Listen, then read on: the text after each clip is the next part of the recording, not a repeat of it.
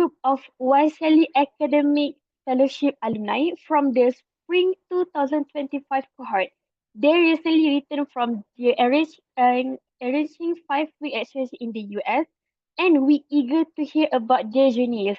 Joining us first, Mr. Ireta Leon, an alumnus of the Civic Engagement Program and currently a senior research associate at the Malaysian Social Project.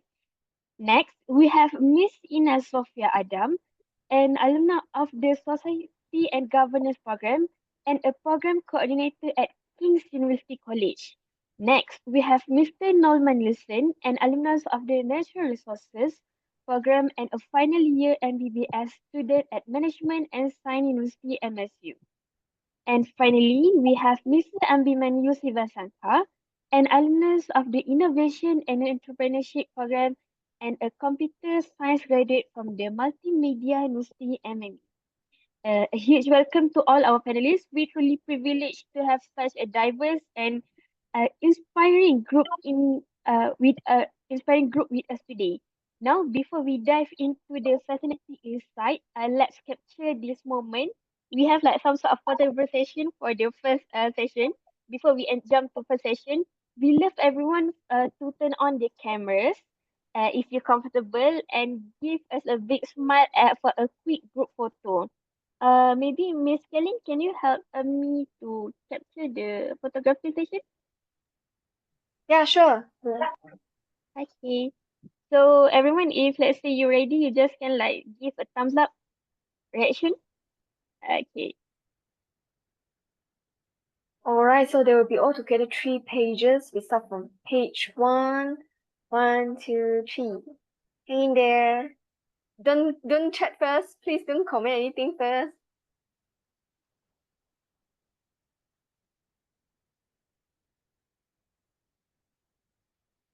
All right, page 2.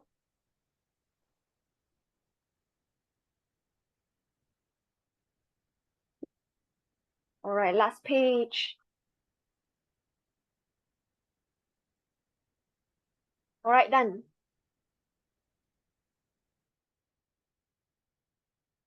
Okay. Thank you, Miss Kelly, for the photograph session. Perfect. Okay. Thank you, everyone. That was great. You can now turn off your camera if you prefer. So, for today's session, we have like three part of session. First, we will have a sharing session from the Miss Fatima Azara and the another alumnus. And for the second part, we have like essay technical, which is we can learn more about the technical session about the AC. And lastly, we have like Q&A session. So to kick off things, we dive into the heart of the YSEALI Academic Fellowship Program. Let's we begin with Miss Fatima Azara Nur Azman from the US Embassy Kuala Lumpur. Miss Fatima will provide us with a comprehensive overview of the YSEALI Academic Fellowship. About the objective and what makes this program such a transformative experience and what makes this program is different from the another program. And along with that, maybe Miss Fatima will share to you about some sort of technical questions such as the process and many more. And Miss Fatima, the floor is yours. Thank you, Miss Amira. And good evening, everyone, and hello. Thank you for your interest in YSEALI Academic Fellowship and also for making time to be here today. I would like to start by thanking our partner, HEA, for organizing this session. HEA has been very instrumental in supporting the recruitment for YSEALI fellows every year. And we also have a lot of fellows, alumni from here, not just for academic fellowship, but also for professional fellowship. So this is the 12th year YSEALI runs. YSEALI started by President Obama in 2013. And then this is the 11th year we send the fellows to the United States for the YSEALI Academic Fellowship. We have seen a lot of fellows who came back from the fellowship who are currently doing great things for the community, big and small, and we're happy to welcome more people into the YSEALI fam. A little bit of information for everyone here, just the big general overview about YSEALI. It's a fully funded program by the US government Department of State. It's actually one of the prestigious program to ever exist because it engages with one of the most vibrant crowd, which is youth, young people. Defined in the context of the program, age 18 to 35. For YSEALI specifically, it's for young people age 18 to 25 years old. It's fully funded program, which means that we pay for everything, your accommodation, your flight tickets, expenses, and everything you need to make sure that you get to the US to participate in this exchange program. And by exchange program, it means that not only you get to go to the US to learn from the experts, lawmakers, NGOs, lecturers there, but you also get to network with your peers from all over Southeast Asia, as well as you sharing your knowledge and expertise with the people that you meet there. So in 2022, former President Biden made a commitment during ASEAN season as well now, to double the numbers of YSEALI fellows, and we almost achieved the number this year. So next year we are hoping to follow through to that commitment and working on actually getting the 200% increment rate on fellows. With that, we are partnering with University of Montana to fully manage YSEALI program from recruitment process to interviewing, and finally making arrangement on your visa as well as the travels to the US. And also after coming back from the program, the follow-on projects as well. You can find more comprehensive, more detailed information on ysealiafp.org. I hope to not info dump on you today, unless you're bringing a pen and paper and are willing to write all the things I'm saying, then I'm happy to info dump on you. So there are 4 big themes on YSEALI Academic Fellowship. It is civic engagement, society and governance, natural resources, and innovation and entrepreneurship. So these 4 themes are broad and general and are no way related to, hopefully not too related with what you're studying. So what I meant to say is that you can study computer science, you can study engineering, and can still apply to any of the themes under YSEALI program. So right now we're doing the application process, which will close on July 21st, which is about 11 days from now. If you haven't already started your application, you should, because there are essay questions, and we have our alumni here who will give you some tips on how to hack or excel the essay questions. And then we will conduct a virtual interview with the selected candidates. And then we'll get you over to the embassy to do the visa, and then you'll get to go to the US for 5 weeks. Depending on the themes, you will be posted to different universities across different locations in the US, and you will spend about 5 weeks doing community service. You'll be in the university listening to lectures, working on projects with your friends from Southeast Asian region, and then you get to go to DC to do a short study tour. Other than YSEALI Fellowship, we also have other programs such as YSEALI Regional Fellowship, which takes place a few times a year, and it is hosted by US embassies all over the Southeast Asia region. Unlike academic and professional fellowship, regional workshop is topic centric. For example, US Embassy Manila just finished a regional workshop on being a social media influencer that is actually impacting the community.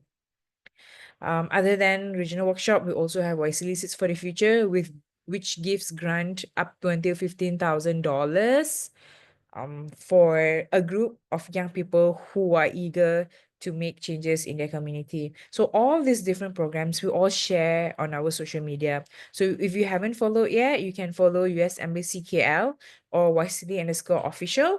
We are active on mostly Instagram, but we're also on Twitter, Facebook, and LinkedIn. I am not going to take any more time. to share.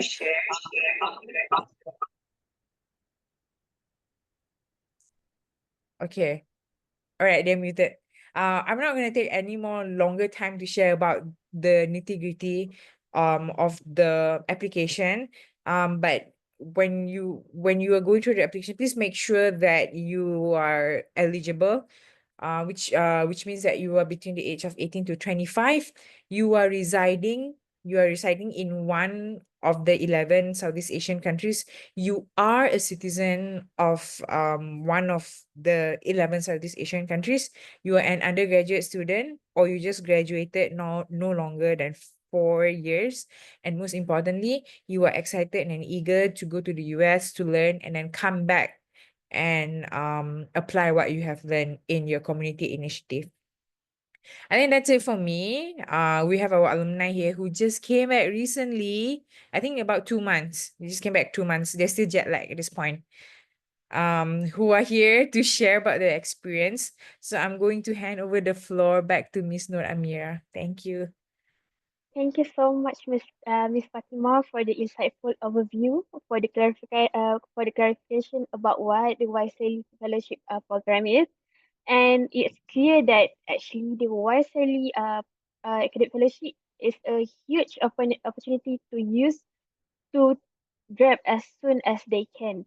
And now we're excited to hear directly from our alumni. Each of them experienced a unique experience at the YSEALI Academic Fellowship, and they will share their highlights and takeaways. And also, we will explore their experience in the program that they joined, and how about their perspective as a students and the team dynamic at there. And without we waste our time, we start with Miss Ayrton Leon. Um, for the Mr. Ayrton, I want to ask, like, as alumni of the civic engagement, as I know you are from the civic engagement program, can you tell us about the type of activity that you participate during your time at the YSEALI Academic Fellowship, and what's the reason you joined that program, and how actually the activity at there? So, Ms. Harrison, the floor is yours, and we would like to know more about your insight as the alumni. All Thank right, you. thank you so much, Miss Amira, for the warm introductions. And first of all, foremost, I have to give my thanks to Miss Fatima for being here from the U.S. Embassy, and also for Heya conducting this. I was previously a participant like you guys that has been viewing this alumni sharing and applied the strategies and skills that my previous colleagues have been sharing. So I found this to be really helpful for me, and I'm glad that you guys are here today with us. So I would start off by saying that my name is Ayrton Leon. I'm a final year student at University Malaya, and I applied for a civic engagement team under YSEALI, and I got accepted to it.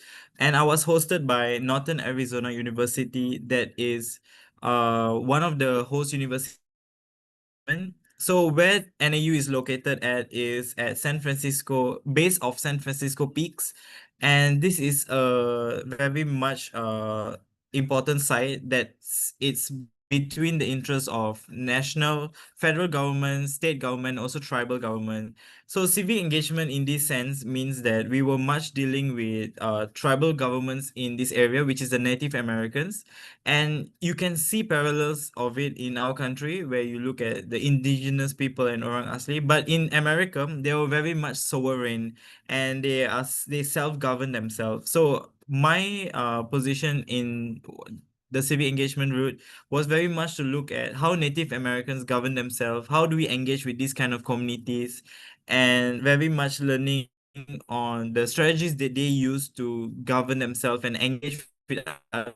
That's very much simplified.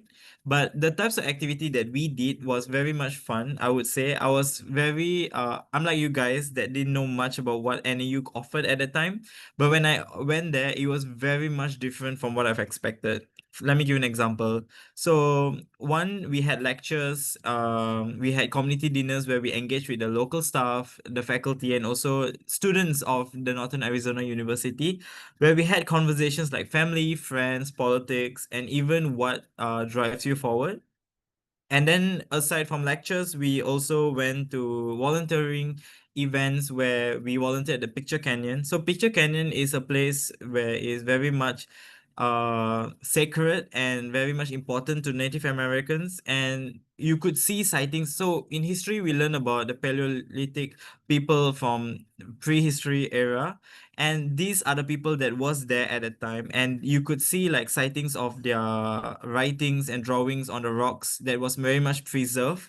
And our job volunteering was to preserve these areas and to remove all of this vandalism that's been caused by people that came over there. So they taught us on the importance of why we're preserving this nature and this place for these Native Americans remembrance, and also for the local community, and also highlighting the need to engage with this community. And another interesting part of it was we visited one of the Native Americans reservation. So this was a very much long bus ride and middle of a desert. So it was middle of a desert, and they had this land mass, which was called the Navajo tribe. And it was a self-governing place, meaning you need security access to enter this local area. And within this Navajo tribe, there was other small Native American tribes, which is there were several areas. So there was Mesa 1, Mesa 2, and Mesa 3, and you had to go up the hill to see what is up there. And they did not allow photograph cameras and that kind of stuff. So it was very I you would say I'm joking because I have no proof to show you guys, but it was that kind of atmosphere up there. And we saw how they live without electricity, and it was very dry up there with a lot of wind, but it was very much part of their identity. So we learned to respect it and to try on their food, to learn about their culture, and that is what it means on civic engagement in that area in Flagstaff. We also visited cultural museums. We started off museums of Native American in Flagstaff. Then we also went to Philadelphia, where early American history took place on civic engagement. So we visited the African American Museum, also on American Revolution Museum. So there was a lot of museum hopping along the way that gave us ideas and things to look at. And I would say that was one of the fun experience. One major highlight was we visited the Grand Canyon. So that was very phenomenal to see. I think it's something that I've never seen in my entire life. And the pictures don't do it justice. Like you have to be there in person to see how phenomenal it is. So I would say civic engagement in this sense, why I applied to join this is because of my passion in social impact projects and dealing very much in grassroots level in community. So I've done many projects involving youths and also addressing problems of marginalized communities. And that's why I choose civic engagement as my first choice. So that is primarily the reason why I applied for civic engagement. So maybe I'll stop here for now and let's hear from the rest of my colleagues. Passing back to Yeah, you, Miss Amira. thank you so much. But before I pass to another person, I really curious when you share your experience that as I heard along your experience, you mentioned that you went to museum and there and many more places. So actually, do you need to do like some sort of reporting or what during your session as a YSEALI fellowship academic? Wait, could you repeat the question? I didn't catch it. I mean, like you went to many places, right? So in the end of this program, usually do you do some sort of reporting or what?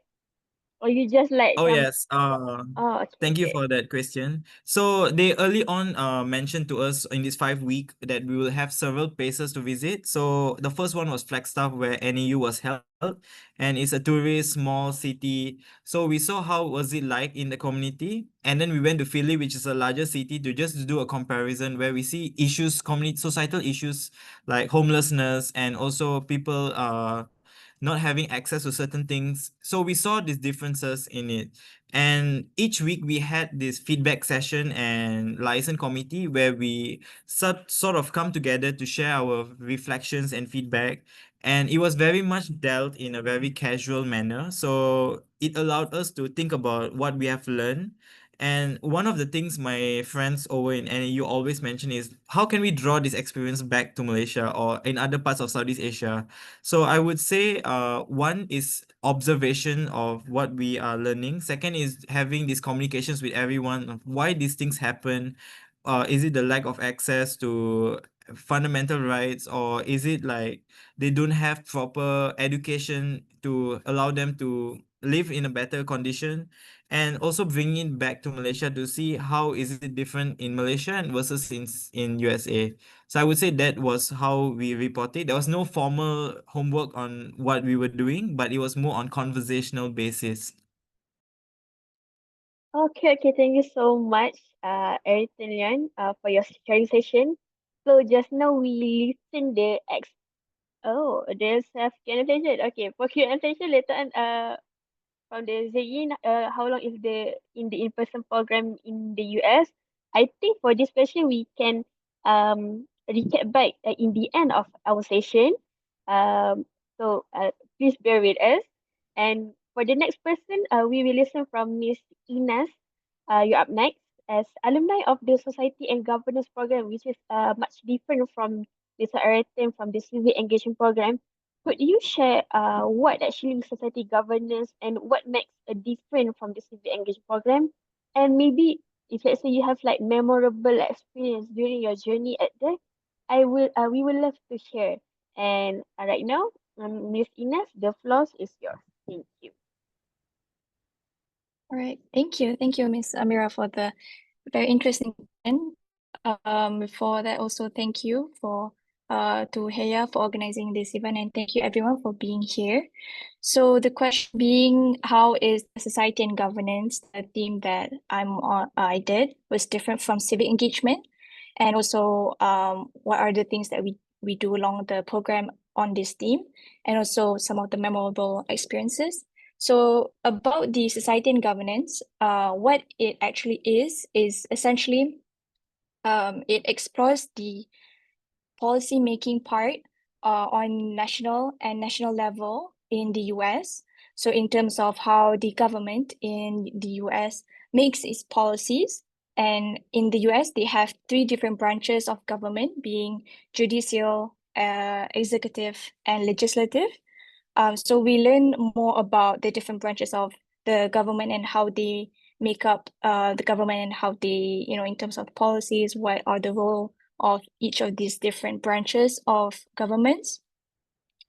And so in terms of that, we would visit these different places. So we have like weekly trips. So it's like 4 weeks being, oh, by the way, I was hosted by James Madison University in Harrisonburg in Virginia. So Virginia is a state that's very close to Washington, D.C. In fact, my university, it's because that's where the governmental bodies or where the government are based at. And at Virginia, being there is a really good opportunity for us to, or for those who study society and governance, because there are a lot of US presidents who it's the state which has the most number of US presidents. And the reason for that is because historically the US started civilization, or at least by the white Americans at that side of the US, because it's very near to the Europe side. But yeah, that's about that. So in terms of the things that we learn for society and governance, we have different themes for different weeks. So for different weeks, for different themes, one of the themes was democracy. So we know how in the US they really value liberty and freedom of speech and those kind of things. And so in terms of democracy, it was really interesting to see like everyone has the right to vote. And so that means they have their local election and also the presidential election. And so we would visit the local councils. Local councils are like how we have in Malaysia or in Selangor, we have Majlis Perbandaran. So MPSG, for instance, Majlis Perbandaran Subang Jaya. So that's like the local council level. And then we have state level for Selangor, Kerajaan Selangor, and then state level, sorry, federal level. So like Kementerian Wilayah Persekutuan, because we don't really have a like local level for the federal of Kuala Lumpur. So we visited these places, these offices, and then we get to visit the senators, the local state representatives, and also even the local councils, representatives as well. So it was really interesting because we get to have the conversation with them, knowing more about the different roles that they have, because different levels means they have different roles and the different focus that they have. So like federal level, for instance, their focus is more on foreign affairs and defense of the US. On the other hand, if you go to the local council, the people are being local council in a city in Virginia, for instance, they may be focusing on fixing the road in the city or making sure that the fire departments are efficient, that they reduce the number of casualties and that sort of things. So we have classes we learn about this kind of things theory in classes, and at the same time we get to visit these groups of people and visit the Capitol buildings and etc. So it was really interesting in terms of that. And also like Leon mentioned, like they had trips and we also had trips as well. We went to different cities, and I think our focus was more on like the historical part as well, because Virginia is very rich with history, because again, like I mentioned, it's a very old state in the US. And so we went to another state which has also long history, with also related to rebelling against the British colonization. So we went to Boston, which is a city located under Massachusetts states. And I think some of you may have heard of Boston, because it's a quite famous city, maybe for baseball, Red Sox or something like that.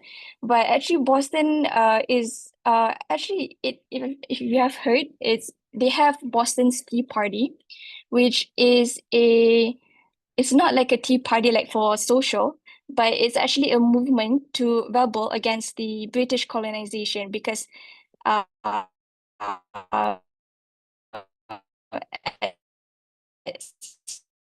some point of the history, the US people, colonizer, so they were rebelling against the colonizer, and they don't want to pay for taxes for tea, so they throw away the teas to the sea. Well, that's not sustainable, but yeah, but that was the movement, and we kind of had to learn about the history and those kind of I guess the development of the US from those kind of era being colonized to where they are today.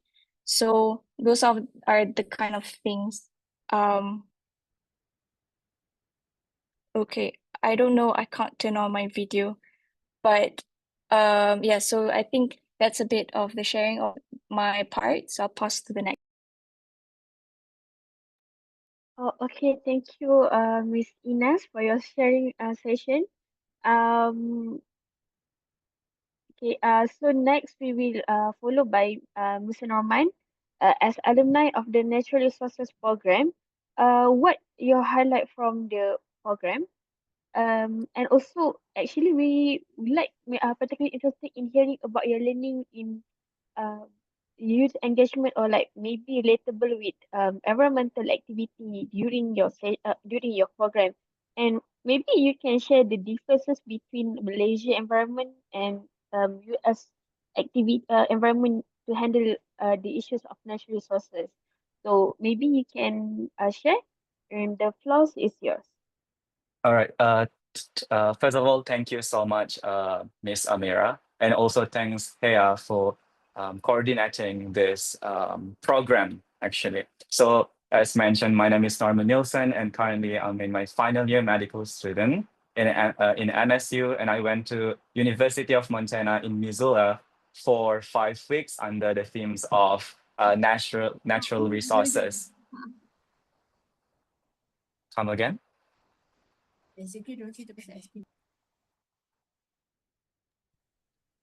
And there was someone else, Norman, you can proceed. Oh, okay. So, So in University of Montana, basically the experience that I got for 4 weeks actually, because I mean, first of all, let me clarify what the flow of activity that I've experienced in University of Montana. So for 4 weeks, mainly we are just staying in Montana, and then another 1 week we went to another state such as Louisiana, and then we went to Washington D.C. for the national study tour. And in Montana, what we did, um, based on the environmental activity, um, it's mostly community centered, where um, the people in the state is actually work together to fight for their rights, for these kind of things, for this, for example, the recreational area, and which I would give several examples. The recreational area activities that they have for hiking. So they have a lot of mountain, and it is free for everyone. It doesn't matter where, if you are a foreigner, you are US people, it's free. You don't need to pay anything. You just need to be responsible. That's all. And also the access to river, and you are free to do any activity. If you want to fish, if you want to do kayaking, if you want to swim, you're basically free to do everything that you want, as long as, again, you are responsible for it. So that's just like activity in Missoula, personally, that they can do. And another things I would like to mention is that we do a lot of traveling around, especially if you go to Montana for natural resources. Also, if you have checked the website, YSEALI website, for natural resources, actually we have three institute, which is First University of Montana. In Montana, we have Chico State University in California, and another one in Honolulu, Hawaii. It's East West Center. It's pretty much all of these three institute will give us different way of approach for natural resources, where since I'm in University of Montana under the Mansfield Center, so we pretty much get a lot of exposure with from this center regarding all of the theme as well. As mentioned by Fatima previously, that Mansfield Center is the organization so is responsible for organizing all of this YSEALI activity. So for Honolulu, Hawaii, East-West Center, it's pretty much the same. The activity that they've done, the environment over there is pretty much the same as in Southeast Asian and Malaysia. While in the University of Montana, it's completely different. Completely different saying that because the weather and then the surrounding areas, it's completely different. So the approach is obviously different as well. What else? And we also do a lot of things with the indigenous tribes, such as the Salish and Kootenai, where we actually met their elders. We learn from them how they fight for their rights, and we also do and meet a lot of the people from the government. So I think that's also one of the privilege that I got to experience being in University of Montana, despite I am in natural resources management. But I get to experience some community engagement, community services, and also the society and governance, which really interesting. Other than that, we also went to New Orleans in Louisiana. Um, Over there, we met the lecturer from Louisiana State University, LSU, and his major is in human resources, and we learned a lot of things about about leaderships and also the Delta River, Mississippi River. I think that's pretty much it from. Okay, thank you, Roman, for your sharing session. But I would like to add on one question for you. Yeah. Like, during your journey at there, do you find like some difficulty to engage with the indigenous people at there? Okay, that's a really interesting question. So I did not face any difficulties while try to engage with the indigenous people because they are really, really nice. They are actually very open-minded because historically they know that most of the Southeast Asian countries are colonized. So do these indigenous people. So when we talk with them, we are pretty much relatable and they are very welcoming us. Yeah. Okay, very sounds good. It sounds like a good experience that you experienced at there. Okay, thank you, Raman, for your sharing session. And last but not least for this segment, Abhimanyu, please share your journey through innovation and entrepreneurship program. And from your perspective, what are the specific um experience or highlights of your moments during at that, and also let us know about your activities under the program Innovation and Entrepreneurship. So the floor is yours. Okay, thank you, Amira, and hi everyone. Thank you all for spending your what is it, Thursday night, 9 p.m. with me. I would have already been sleeping by now. So yeah, my name is Abi. I was hosted by the University of Connecticut under the Innovation and Entrepreneurship team. So I'm proud to say that I'm a proud Husky. Husky is our mascot of the university, and University of Connecticut, UConn. It's actually one of the best public schools in the state, and it's a very liberal and dynamic campus in the very heart of New England. So a bit about the team is that if you listen to the word innovation and entrepreneurship, yeah, it's very bombastic, but don't get too overwhelmed. And let me help break it down for you. It's actually very, very easy to navigate through and it's very straightforward. So, what we do is that we meet the US businesses, the local entrepreneurs who thrive, and also entrepreneurs from the Southeast Asia who excel there. And we learn about what are the challenges they face, how are they excelling in the context of US with the cultural changes, with the changes of language and so on. And we also had a very good discussion. We visited their businesses, their operations, and everything. And then we also have some lecture parts where we learn about generally how to start a business, microfinance, marketing a business, and with a touch of sessions where they teach us how to improve our leadership skills in fun and interactive way through games actually. And then every once a week, we also had a mandatory community service session where we go and volunteer for some NGOs. One of it was Perkins School for the Blinds, and also a pet adoption center where we get to play with dogs and cats, and also at the same time do a game for them in terms of filling up our volunteering hours. And we also learn how volunteerism is in the context of US in the day and age. And moving forward of to why I applied to be in this team is that technology is this is a place where we learn how technology and innovation creation is in the context of the US. How are they able to be pioneer than us and all the other Southeast Asian countries, and what different thing that they do that we can learn to do. And there we learn how to develop impactful solution, think creatively, think out of the box, and turn ideas into sustainable ventures and address the real community issues.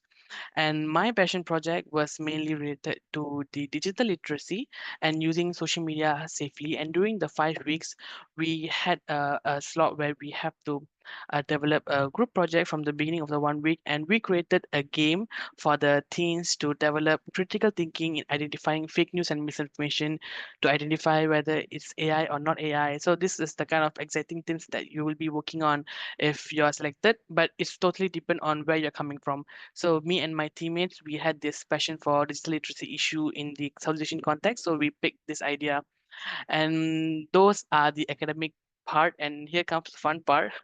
We also visited a lot of Ivy Leagues like Harvard, MIT, Yale, Princeton University and Brown University. We had campus tours, we meet their graduate students, and we met their business students, and we could easily understand how it is to study in the US and especially in the business and marketing majors. And we also visited major cities like Boston, New York, and we spent a few days there. And we also covered Rhode Island, Philadelphia, New Jersey, and lastly, all of us we met in Washington D.C. And to summarize, all the University of Connecticut fellows, we covered at least 7 to 8 cities already in the U.S. And one more interesting part is that we visited the United Nations headquarters in New York, and we learned a lot about the global diplomacy, peacekeeping efforts, and how nations collaborate to address the world issue. So that is a little bit of your experience that you'll get when you are selected into the innovation and entrepreneurship team. Yeah. Hope I answered all your questions, Amira. Wow, it sounds like your experience looks so expensive. Seems like you went to UN buildings. Okay, thank you so much for your sharing session, and thank you for to all our alumni for sharing those inspiring experience that I think it's so different from us. And it's evident that each of you had a truly impactful and unique experience. And next, we will go to second part, which is about essay tackling. Uh, so now let's move on to a crucial aspect of the application process, of course, tackling the essays. Our alumni will share their strategies and tips for crafting compelling response that stand out in their essay. We know many of you are eager to understand how to make a good application that stands out and what are appealing points from the organizer perspective and how to apply successfully given the competitive nature of this program. We also touch upon tips for the first round and what to avoid mentioning in the application, how to prepare the interview session. So we have like three questions. For the first question, Ines and Norma will answer for this question. Will give you this sharing session. And for the second question from the Abhimanyu. And lastly, for the question three from Ayrton Leon. So for the Miss Ines and Mr. Roman, for our first specific question, which is tell us about your interest and experience in your top two ranked teams. For each team, what do you hope to learn about and experience during this fellowship? And what about your background and interest makes you competitive for these teams?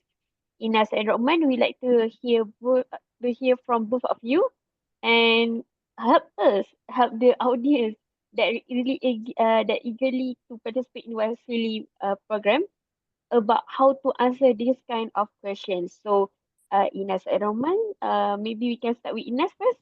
Then after Mhm. that, Norman. The floor is yours. Yeah, absolutely. Yeah, so this question I think is more personal in terms of what are your interests, and so naturally it would make you feel inclined towards applying for which teams, because there are four teams, so it would relate to your interests essentially. But for my top two themes are innovation, and entrepreneurship. That's my second choice. And my first choice was society and governance. So for the second choice being innovation and entrepreneurship, for me, I chose that because I come from a family with a bit of entrepreneurial background. So my family, they have family business, not like really big business, but they do have business in different industries. And so growing up, I have a bit of entrepreneurial experiences. And so I think it was kind of natural. I mean, like when I was growing up, it was kind of natural for me to do a bit of like side hustle, I would say, like having a bit of selling chocolates or selling like clothes or something like that. And then when I went to university, so I studied at University of Sheffield in UK, I came across this organization called Enactus Sheffield, and actually it's a social entrepreneurial society or social enterprise. So it was the first time of me hearing this word, because usually we hear about companies being entrepreneurial companies, right? But then this one, social enterprise. What that means is that it is an organization that makes profits, but the profits are essentially used to fund its organization to do societal projects or community works. So within our organization, we have different projects related to either environmental sustainability or other things. And so from that experience, I have incorporated my entrepreneurial inclination to providing that value for the society, essentially. And I and from that as well, I think for me it's like a journey, like I know or I've discovered like I have interest in entrepreneurial work and those kind of things. But at the same time, I feel like like I was thinking like, okay, how do I make a big impact, or how do I make a contribution that lasts for a long time? Because like if we join an organization, we make a project, there's a risk of the impact to be short term. Once the project is no longer successful, people are not supporting the organization, people don't really engage with our initiative, then there's that risk of the organization not being successful. So it leads to me thinking about policies, essentially policymakers, governments. Like we know on a national level in a country, the governments, they will be doing the policies. And so they will be discussing with the policy researchers, with the any like organizations or universities to develop the policies for the country. And essentially the policies will affect everyone, on a national level, whether you are a part of the youth or you're a working professional, it affects everyone in that sense. So from there, I took a module in my university as well. I took a social policy module. And from there, I did a mini thesis on urban poverty in Kuala Lumpur. I did a research on urban poverty and looking at some of the policies that the government has introduced for since like about 5 decades ago until today to reduce urban poverty. And so from there, it was really interesting because I got into reading Dasar Pembangunan Negara, DPN, during Tun Mahathir's era and other policies. And so from there, I kind of like developed the interest.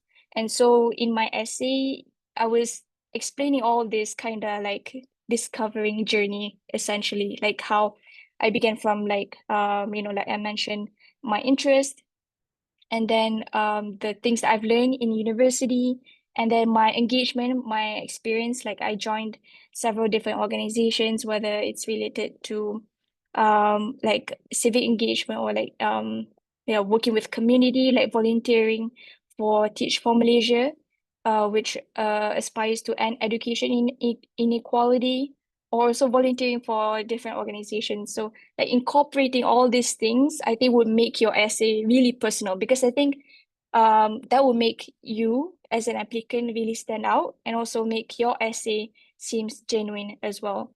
So that is how I approach it. So like to summarize, like how I approach the question about why I choose the uh two teams was that I started off with my background, my interest, and then what I did with those interests, like I engaged with several different organizations or did several different things, and then how that aligned with my future goals in terms of, for me myself, I aspire to be a policymaker. So hence, yeah, that's why I chose society and governance as my top team. And so if you were to be doing this part, I would recommend for you to do the same thing as well. Yep. And I'll pass back to Miss Amira and also Norman. Yeah. Thanks. Thank you so much. Maybe we can pass directly to Mr. Norman Yeah. for the Uh, sure. Thank you, Ines, for the sharing just now. So, for my part, I think it's really important for me to let everyone know that. So, as per mentioned before, I am in medical school, so I don't have much experience outside of university. So, what I have in my essay, the all of the experience that I have was like, it's not that really stand out, I would say, comparing to the other applicants previously. But I think the way how I tried to relate this small experience that I have just from the university, and with this essay tackling, it's it's really personal, and then I think the way how I try to explain myself in this essay is um, like I really want to learn. I really not desperate. It's just that um, I think with joining this program in the US, I think I can make a big impact if I went back to Malaysia. So that's how my approach is. So let's move on to the my personal experience and how I answer the essay. So my first theme, my first choice is a sustainable and environment, which later on they changed it to natural resources because the President Trump don't really believe about this sustainable and environmental issue. So the Mansfield Center need to change it to natural resources so that somehow they can play along with all of this title. It's just title anyway, so it doesn't matter. And based on my experience, I have joined this community services under where we do coral restoration in Terengganu. So in this community service, this coral restorations program, I try to relate the activities. We are trying um, to connect with all of this issue with this coral issue thingy in Malaysia, and then explain it in my essay. It's very simple because I don't have much experience, right? And then second one, but in terms of like direct in-person experience, I would say about the natural resources or environment, sustainable and environment. However, I have a lot of experience on research. So I think this is where the um, what my experience that play a big role in my essay. So in my university, I play a really big role in community medicine department with all of these public health specialists in my faculty. So what I do is we've done a lot of research with these uh, grad lecturers, these grad specialists. So all of the research that we've done together, I put it in the essay in a way where um, there's still like a loophole that I don't really understand despite doing all of this research. So with this loophole or these questions that I bring up that I put in my essay, I put it in a way I hope that I could learn or ask people that are much more experienced in the US, and I could bring all of this knowledge back to my community. So that's how I did for the sustainable or the natural resource management team. So in a way, I would say, based on my experience, though it's not much like an in-person or um, practical experience, but however, I also implement like research experience. Same goes with my second choice, which is community, the civic engagement. So in this theme, it's pretty much the same again.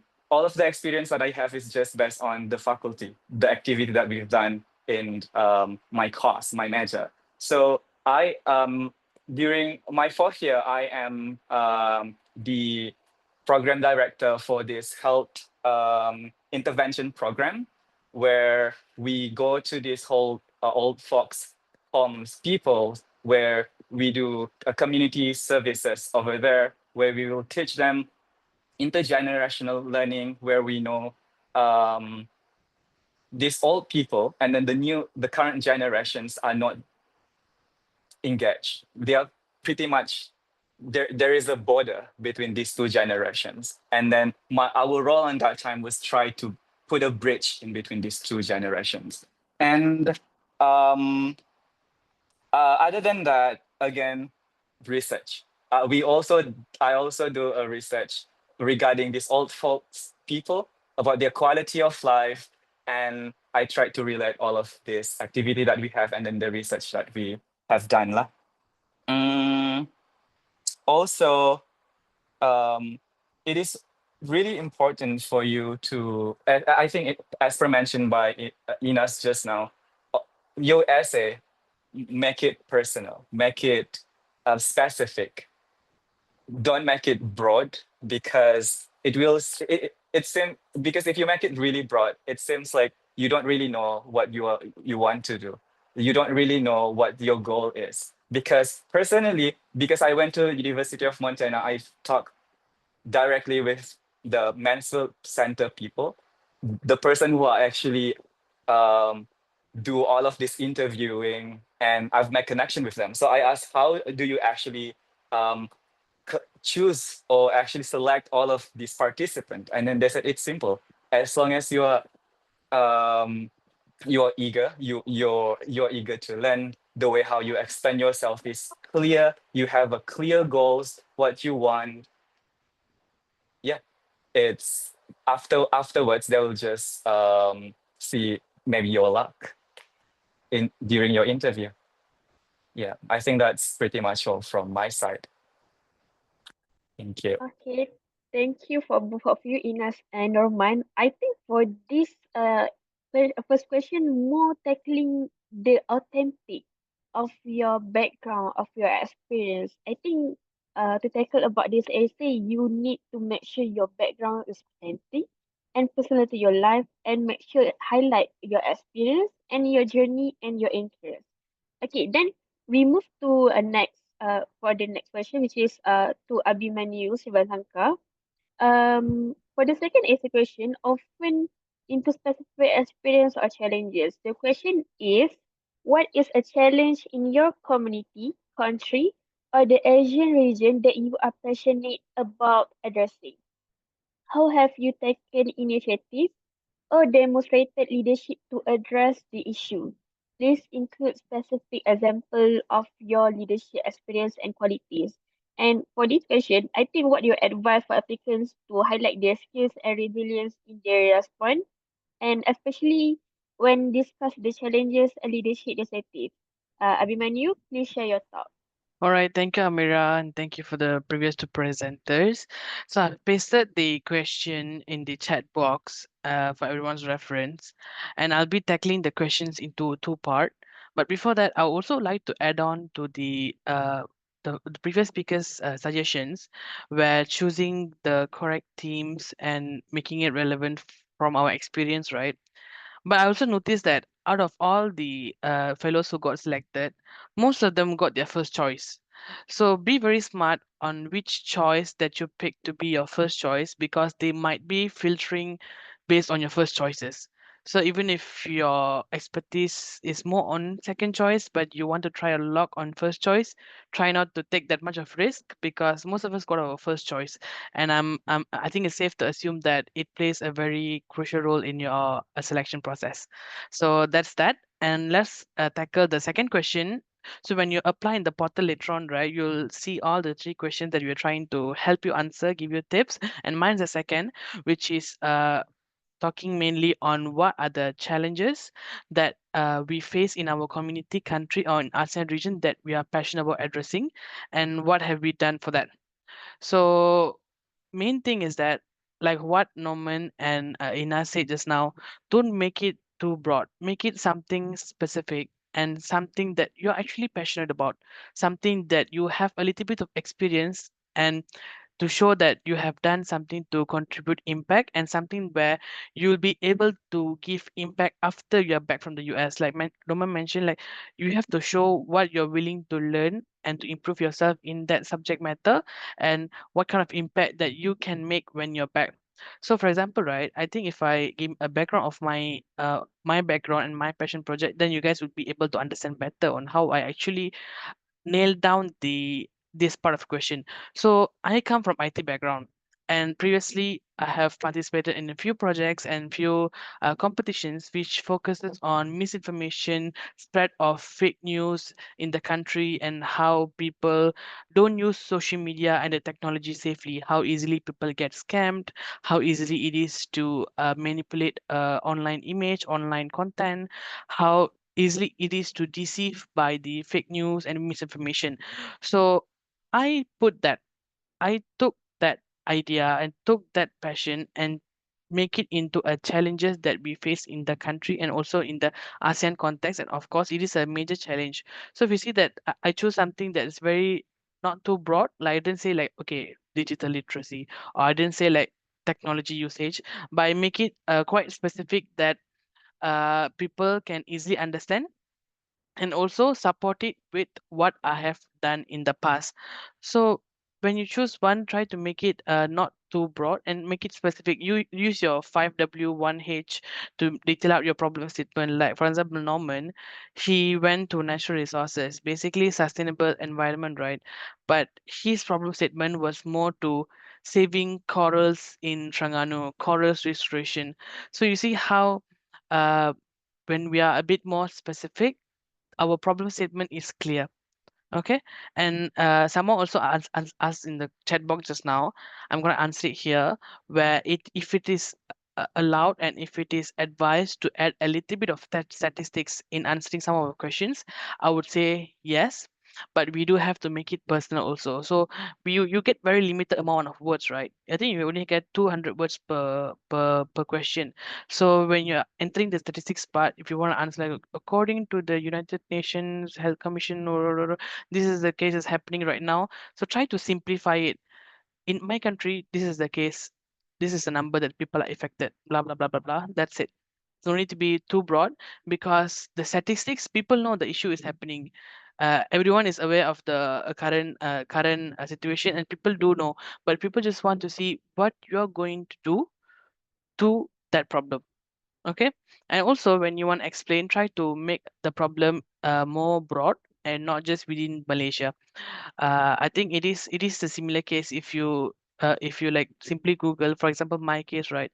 Fake news spread, online scams. It's also in other countries. I can easily find the reference. So do your research and also make sure you answer in terms of other ASEAN countries as well, so that they know that you have done your research and you are willing to broaden your expertise and your passion not just into Malaysia, but also to other countries too. And also now I want to tackle the second part of the question, which is how have you taken initiative or demonstrated leadership to address this issue? So just now we talked about what is the challenge, and now we're talking about what is the thing that we did for that challenge in our country. So wisely, right? They doesn't just want thinkers, they want doers. So describe the activity, the initiative that you've done to solve the issue. It doesn't have to be too big. It doesn't have to make too much of impact. It just needs to show that you have a passion and you have a pathway. You mean what I mean by pathway? Like you have a framework or a platform for you to contribute. So for example, when I mentioned I attended workshop this and this, so I just showed a few examples on how many people were impacted, where we did it, what we did it, and the part of the organization that I'm affiliated with, so that they know that okay, Abhimanyu, after he's going back, he's still able to continue his efforts through these platforms. So that is what they are interested to see. So yeah, and then try to quantify your answers as well, because right now we are just a little bit of bloating on what you did to the past for this problem. So answer like Abhimanyu did this that impacted this many people, and it impacted this policy. So something small like that.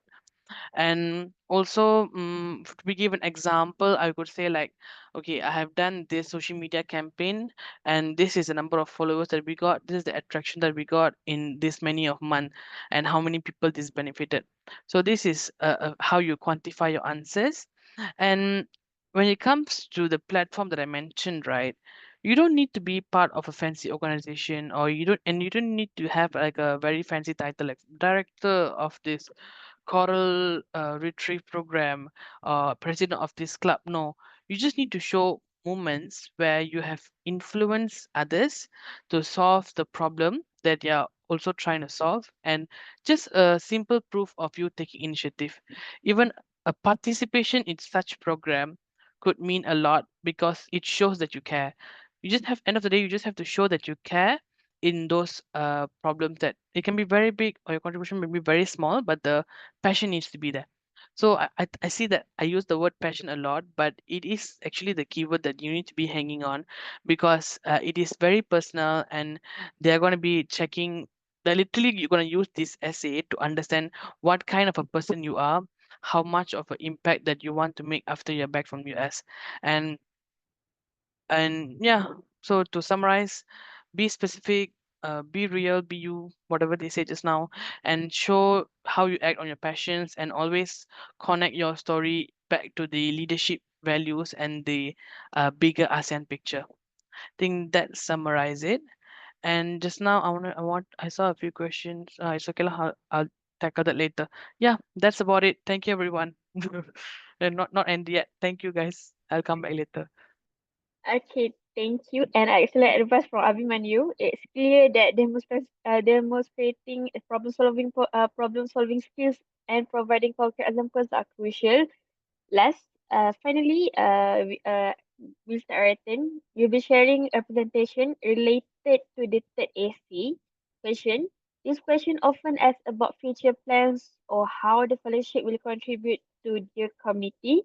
This question is, how do you plan to apply and share the knowledge and skills gained from the YSEALI Academic Fellows Program to benefit your local community?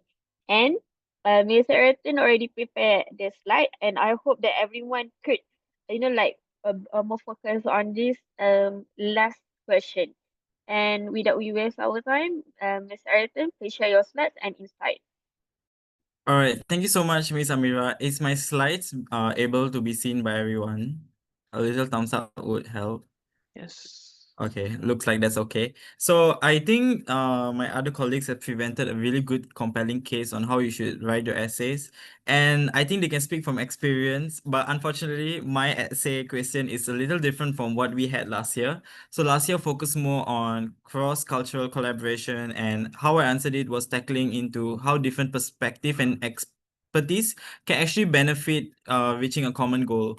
So for this year's question is specifically on how would you apply and share the knowledge and skills that you have gained from this academic fellowship to benefit not just yourself but also contribute back to the local community. And I think in this sense they are looking to see how you have a vision as a leader, and not just absorbing the information you have gained but also taking it back to contribute. So I think many people has different ways in how would they answer this essay question, but for me, I would definitely break it down into several parts that is more manageable for me, and also to ensure that I stick within this question framework to ensure that I do not blabber out of this topic. Because eventually you only have around 200 words, so you want to be hyper specific and to ensure that you hit every nail of this question. So I've divided into three parts. One is identifying the specific knowledge and skills that you want to learn. And second is investigating which team that you're applying for and what the team has to offer to you and the impact of it, of the skills that you're bringing back. Who does it impact and what is the length of this impact? So maybe without wasting time, we can go straight into one is identifying the specific skills and knowledge that you want to gain or strengthen. So I think you have seen how Norman has mentioned in length of even though there was a loophole or there's something he wanted to investigate, there was a gap that he's willing to go an extra mile and take to understand. So there is two ways for you to find what specific skills and knowledge you want to learn. And that is to ask yourself really, what is something that I want to learn from the US? And it's either you want to have a better exposure of the US practices, or you want to engage with different cultures, or to learn on something that you do not know beforehand. And I believe many of you have joined different projects, you have gotten involved in leadership roles. So definitely you have certain characteristics or traits or skills that is very much essential. And you can use that to amplify or strengthen by understanding how different expertise can relate to it. That's one.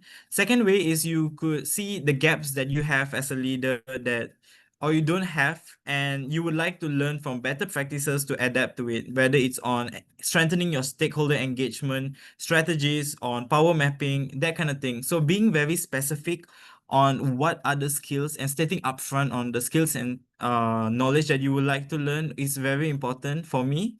And the second way to do it is to know exactly what team that you're going for. So investigating which part aligns to you and your experiences and background. And I say this is because your background and experiences give you an higher advantage for you to show that you have certain areas of expertise in this field or certain exposure to this. So you really want to learn and strengthen when you go to the US. And as Miss Fatima has explained, there's 4 different fields, teams specifically: civic engagement, natural resources, innovation, entrepreneurship, and society and governance. So your role is very important to do your own research and to learn what the specific teams has to offer. And from this sharing itself, you could see like the certain areas that we have discussed and shared on what activities we have done and how these can be beneficial for your growth and also what you can bring back. And I think there was a question also in the chat box on how would you draw parallels to the Southeast Asian context. So I think this is very much contextual based. The problems we see in the US is very different from the problems we see in Southeast Asia, but the practices and the strategies to mitigate these problems or to mitigate this or the solutions of it is very much something that you can bring back.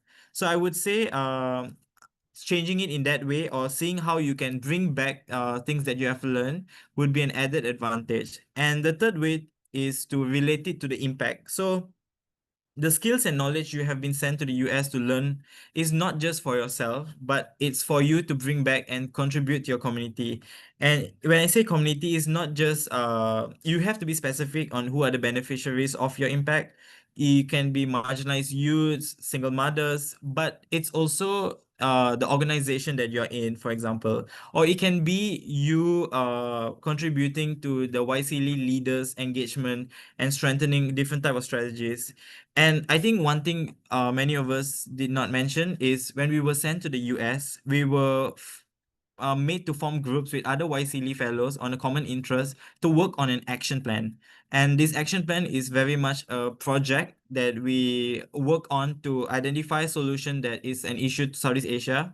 And after completion of this YSEALI program, there'll be an application for you to apply for grants to materialize this action plan. So this can be sort of ideas how you can see you contributing back to the community. And I would say for you to combine all of this string is to identify your skills and knowledge that you want to learn in which specific team and what it has to offer, and also relating it to the impact, showing how it will benefit the community. And my last tips would be to be very upfront and hyper specific to stay within the word limit. You can be specific and explain, but do not over explain to the extent of it exceeding the word limit. You want to be very mindful of how you explain things. You can use bombastic words. You can say, I want to learn leadership qualities, but you cannot just stop there. You need to have context so that it doesn't fall flat, so that you are able to substantiate what you're trying to say. And this gives the reader or the person in the embassy showing that you know what you're talking about. You are really passionate about learning something. And most importantly, be reflective and honest so that when you go there, you essentially know what you want to learn. And when you actually end up going to the US, you can actually take notes on what is the certain areas that you see parallels back to Southeast Asia. And with that, I think that is certain strategies that you could use to answer the third question.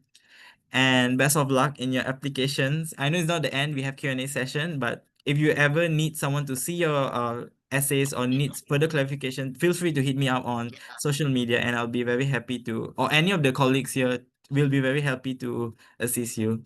So that is for my part. Thank you. Thank you so much for Ethan for the comprehensive guidance and for sharing your slide. It's incredibly helpful to see the practical application and how to articulate future impact. And last, we already come out with the last session, which is Q&A session. We cover a lot of ground today, and now it's your turn to engage directly with your panelists. But just now, I just mentioned in the chat box, if let's say you have any question, you can ask in the chat box. And maybe there are some of the panelists or another person already answer a question that you asked in the chat box. But I will read one by one the chat that you given. But for those that do not get any reply from anyone, okay? So I found that from Miss Shuwen, the question is about this question is open to all. May I know how did you apply or connect the knowledge you have learned in the US, such as on their culture and their problems, to our own country's issues and cultures, as every country is widely different? Maybe I think since like we have like a short time, I think this question maybe I pass to Miss Ines because it related with policy, right? So maybe Miss Ines can answer for this question. So is the question from Shuan, is it? Yes. Okay. Right. So the question is essentially about applying or connecting the knowledge, right, with the culture, our local culture. Okay. So yeah, this is an interesting question. So okay, like I mentioned, we learn a bit about democracy. And it's really interesting because democracy in the US means very differently for democracy for ASEAN countries. For Malaysia, we have elections, we have pollings, we have all these kind of things, which is pretty similar to the how it works in the US in terms of like elections, democracy. But we have other countries like Brunei, they don't even have elections. They don't even have votings and those sort of things. So it's different in that sense.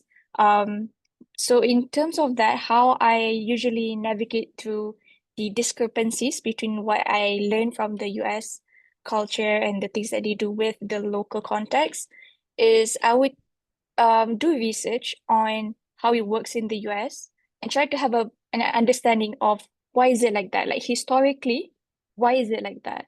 Probably in terms of democracy, they have local council elections and then they have presidential elections. And in terms of how it works and how long the election would take place also differ. So for instance, presidential election, they have the campaigning period about more than a year. So that's a very long time.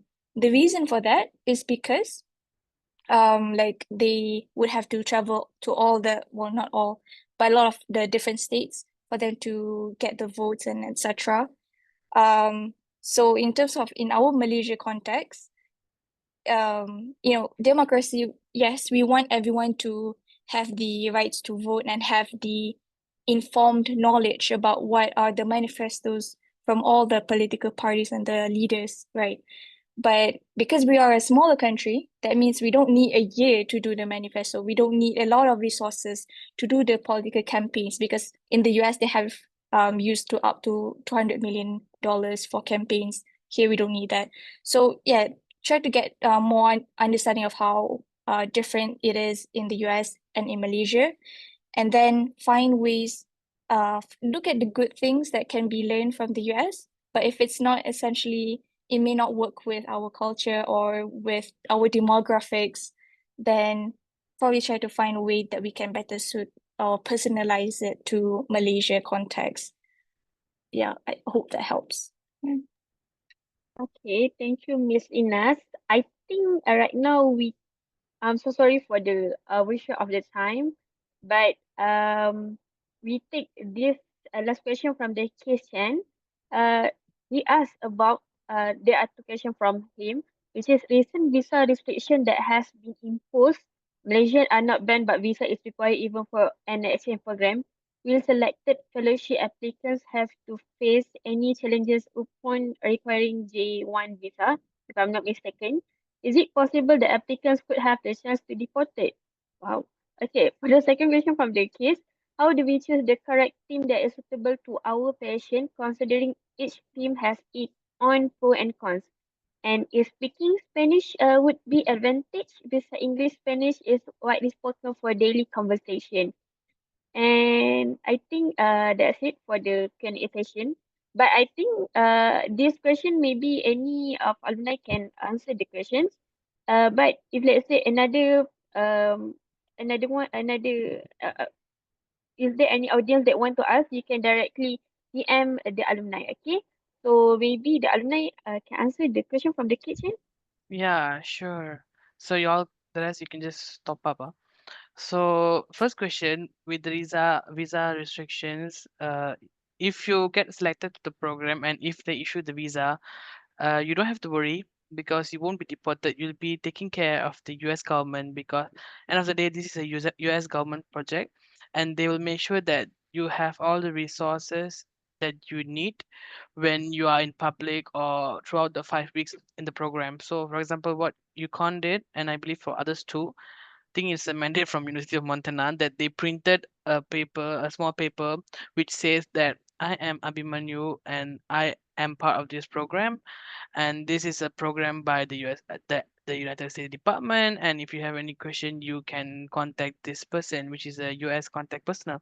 So in case you were arrested or in case you are being questioned, you can show it as an evidence, and it has the contact infos of the PICs that they can contact to. So you'll be very safe in the US. So don't worry about the current restrictions, as because if you get into the program, you'll be well taken care of in terms of the visa application and so on, and they will guide you through the entire process. And I had one thing to add on that I wanted to, but I think it relates very much to this. uh, I think it's safe to say that we shouldn't comment on the current US political issue or pressing sensitive issues that appears with the current government. For example, if you want to talk about LGBTQ or even about the leaders, so try to avoid that in your essays and also in your interviews, because it might actually impact the chance of you getting selected. Because I talk from this from experience where one of the Bruneian, not academic fellow, but a professional fellow who is an advocate for Bruneian LGBTQ activism. And after they got selected into the program, and after that, when the US government changed, they actually revoked her acceptance and she couldn't enter the program. So this is something that you can bear in mind when you are applying and also when you're attending the interview. And for the second one, how do we choose the correct team that is suitable? Just follow your guts, follow what's it's your passion project, and and I think when you want to compare, in my case, innovation, entrepreneurship, and civic engagement always overlapped. In my case, so choose wisely and just make sure that what you want to learn and what is the knowledge you want to get back aligns with how you want to contribute back to the society. And I don't think speaking Spanish would be an advantage, but make sure that your English is good. So anyone else want to add on? Yeah, I will add on the first questions where it says the chance of being deported from the US. So um, s- actually, yeah, you can be deported. Yeah, so that's what Dina Mansour, the YSEALI program director, told us in University of Montana. We can be deported. We are not, though we are under the government program, but then the chance of us being deported is still there. However, it's less. So when you were there, when you went to the US, they will keep reminding you to avoid all of these places where there is a what do we call that? The word did not come to my mind. Um, Protests. yeah, thank you, Ayrton. So so sorry. So if there is like a protest, you shouldn't be there. Don't even think to go near that area because these ICE, they are roaming around pretending to be a normal person, and they'll actually approach you, especially if you look like a foreign people. Yeah. So don't even try. So that's what we were advised to do. And in University of Montana, most of the time we don't have much activity out. I mean, we do have our own free time, but the protest is not that much in our area. Um, so that is one of the advantage that we have. And also one thing to kept in mind. For those who are wearing hijab, so sometimes it would be difficult for you guys to um, get into the, what do we call, the immigration. You might get into the secondary check because one of my friends, fellow from Brunei, um, she was stopped in the immigration, and then her fund was taken and then got checked for secondary inspections, and just because she is wearing a hijab. So it depends, but it depends on the locations, because there are some people who did not get the secondary check. You just need to be confident, and then just that everything that you will do in US clearly. Yeah, that is all from me. Also, to add on the deportation part as well, sometimes it's not just about like being a part of protests, but sometimes it's about bad behavior within the program with your peers as well. So throughout the whole program, if you were to be selected, make sure you attend the classes and you engage with the conversations, with the discussions respectfully. And by that, I mean respecting differences, respecting cultures, and make sure that, you don't say anything offensive, especially because, there are a lot of sensitivities with different ASEAN countries and also with the US team as well. So yeah, that is something to note as well. Okay, I think we come to the end of our session. I'm so sorry for any Q&A session that we cannot continue because like we already shoot from the time that we put it in the poster. So as the closing remarks, as we conclude our YSEALI Academic Fellowship Leadership Sharing session, I want to extend a huge thank you to Ms. Fatima Azhar Hanur Azman from the US Embassy and our inspiring alumni, Ms. Ariel Leon, Ms. Ina Sofia, Ms. Norman Yusen, and Mr. Ambimanyu Sivasanka. Your insight and shared experience have been invaluable to all of us. And of course, a big thank you to all our participants for joining us today and for your engaging question.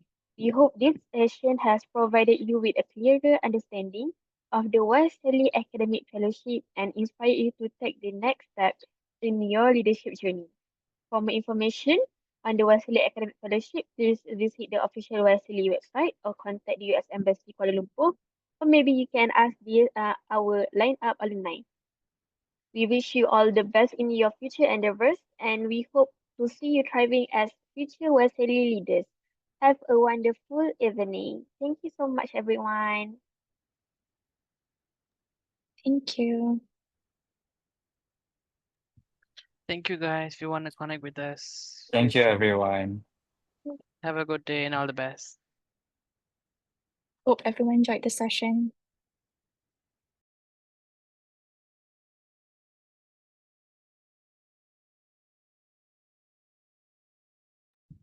Thank you. Thank you.